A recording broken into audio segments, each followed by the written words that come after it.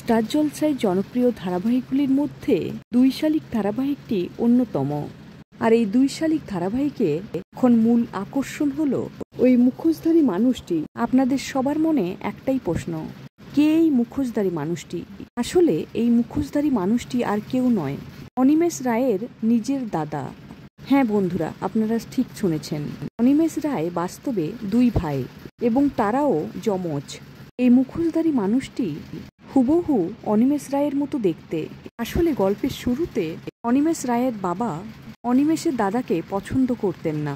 তার কারণ তিনি তার ব্যবসা না দেখে নিজের শখ পূরণের জন্য শুধুমাত্র ম্যাজিককেই পেশা হিসেবে বেছে নিয়েছিল।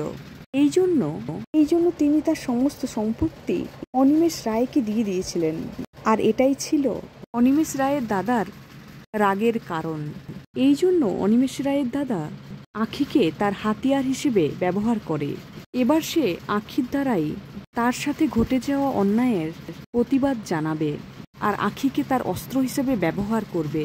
আর ওইদিকে ঝিলিক বাধ্য হয়েছে দেবাকে বাঁচানোর জন্য নিজে আখি সাজার। আর এটাকেই কাজে লাগিয়ে অনিমেষ রায়ের দাদা আখির মনে বিষ ঢোকাবে।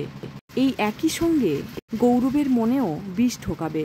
এবার গৌরবের সঙ্গে আখির মেলবন্ধন ঘটিয়ে দেবে অনিমেষের দাদা। এবার রূপ বদলের সঙ্গে সঙ্গে দুই শালিকের ভালোবাসার মানুষও অদল বদল হয়ে যায়। এবার দেখার পালা দুই শালিক কিভাবে তাদের ভালোবাসার মানুষকে খুঁজে পায়। তো বন্ধুরা, কেমন লাগলো আজকের আপডেট অবশ্যই কমেন্ট করে জানাবেন। যদি ভালো লাগে ভিডিওটি অবশ্যই লাইক করে, কমেন্ট করে এবং চ্যানেলটিকে সাবস্ক্রাইব করে পাশে থাকবেন। ধন্যবাদ।